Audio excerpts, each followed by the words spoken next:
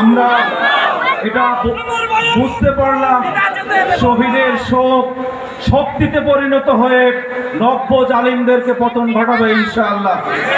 এ পর্যায়ে আমাদের সামনে বক্তব্য রাখছেন শহীদ মেহেরুন্নেসা তানহার পিতা আমাদের একান্ত শ্রদ্ধাভাজন ভাই জনাব মোহাম্মদ মোশাররফ হোসেন, শহীদ মেহেরুন্নেসা তানহার সম্মানিত পিতা।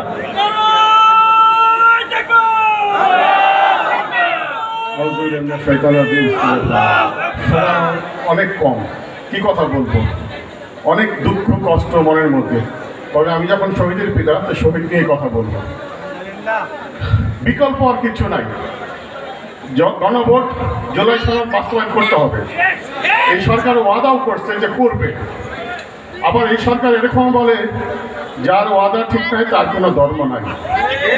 কি সুন্দর হাদিস শোনায়, মনে হয় যে আউলিয়া খানদানের ছেলে। বাপ মা তো ভালো ছিল, কিন্তু ছেলের কাজ করবার ভালো লাগে না।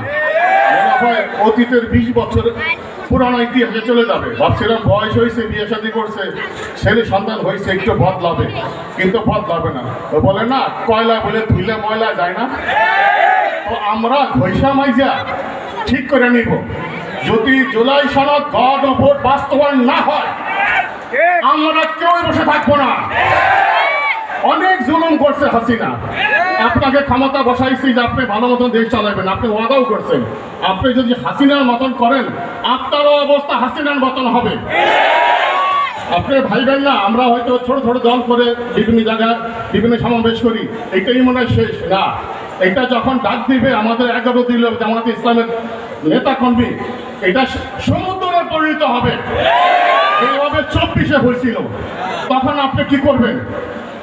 আমরা বারবারই বলি যে আপনি জিয়া রহমান সাহেবের ছেলে, খালেদা জিয়ার ছেলে, ভালো ভালো বাবা মায়ের সন্তান, আপনি ভালো কাজ করেন, কিন্তু আপনার অতীত আমরা জানি। আমি বারবার বলছি, আপনি সেই আপনারাও আগের রূপ দেখান না, আপনি পরিবর্তন হন, বাবা মায়ের নাম রাখেন, যে ওয়াদা করছেন ওয়াদা বাস্তবায়ন করেন।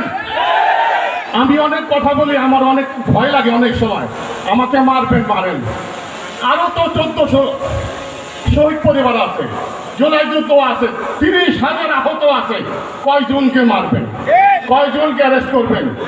জুলাই সনদ গণভোট অক্ষরে অক্ষরে বাস্তবায়ন করতে হবে, নাহলে আমরা আগামীতে এমন আন্দোলন করব, খোদার কসম আপনাকে বঙ্গোপসাগরে ফেলাবো।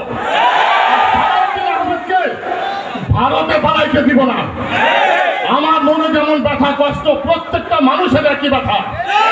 হয়তো সবাই কথা বলতে পারে না, সুযোগ পায় না, কিন্তু কথা বলতে গেলে সবাই আমার চেয়ে বেশি বলবে। এমন রাগান্বিত হবে যে আপনাকে কাছে পাইলে বাঘের মতো চিবিয়ে খেয়ে ফেলবে, এত গুসা।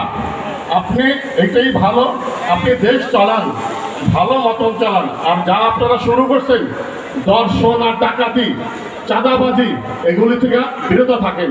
আল্লাহ হাফেজ। সময় নাই, কি বলবো। সম্মানিত উপস্থিতি, শহীদের পিতা মাতার